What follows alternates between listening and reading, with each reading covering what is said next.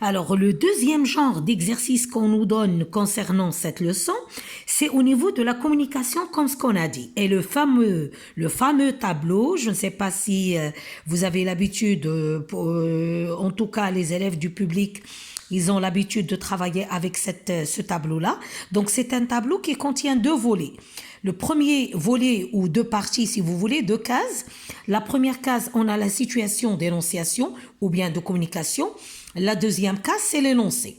Alors l'énoncé, c'est quoi l'énoncé? C'est tout simplement la phrase où on exprime cette idée de concession suivie de réfutation. On a pris par exemple, il est vrai que mon professeur est sévère, mais il est compréhensif, d'accord?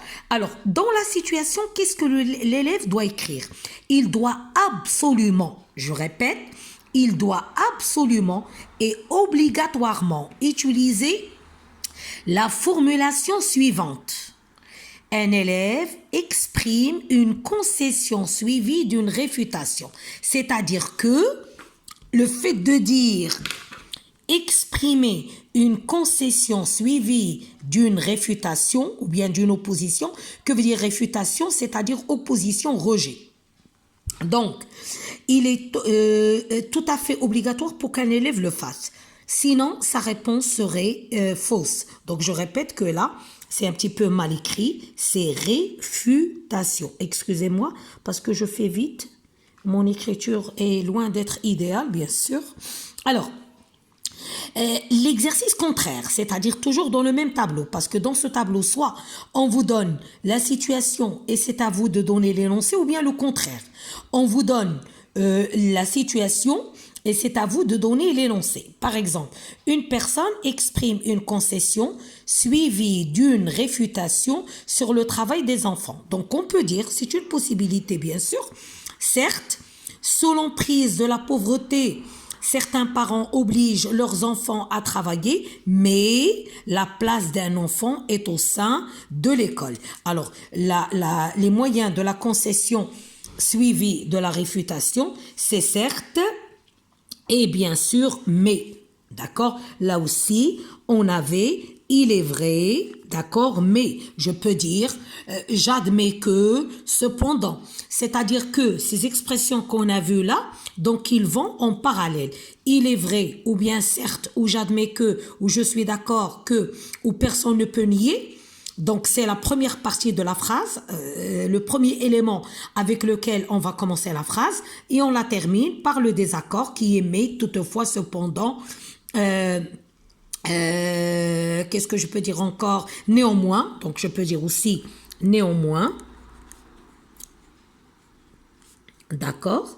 Donc voilà. Donc toujours dans la première partie de la phrase, je dois formuler toujours comme ça. Donc je commence par l'accord partiel et je termine par le désaccord. Et je choisis une de ces expressions-là avec l'une de ces expressions-là. D'accord? Pour le tableau de communication, c'est-à-dire l'exercice qu'on donne souvent dans les compositions normalisées, alors soit on vous donne la situation, c'est à vous de donner l'énoncé. Quand vous donnez l'énoncé, il faut respecter le même schéma, la même structure, la chose dont on a parlé ici, c'est-à-dire une expression montrant l'accord partiel. Et la deuxième expression, d'accord, et c'est vers mais, voilà, donc c'est mais. Voilà, mais qui exprime le désaccord, ou le rejet, ou l'opposition. Dans l'exercice contraire, quand on vous donne, par exemple, l'énoncé, et c'est à vous de chercher la situation. Alors, toujours, il faut qu'il y ait cette formulation-là. Exprime une concession suivie d'une réfutation. Dans votre copie, le correcteur ou le professeur doit trouver ça. Quand on vous demande la situation. Le correcteur, quand il va vous corriger, il doit trouver, exprime une concession suivie d'une réfutation. D'accord?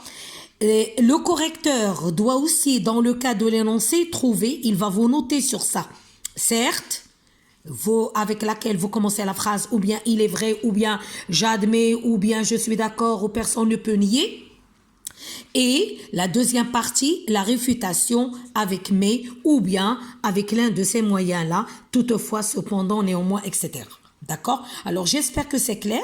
Alors, les exercices d'application, vous allez les trouver sur Passerelle, la page 174 et 175. Bien sûr, vous pouvez les faire et me les faire parvenir sur mon WhatsApp personnel pour que je puisse vous les corriger.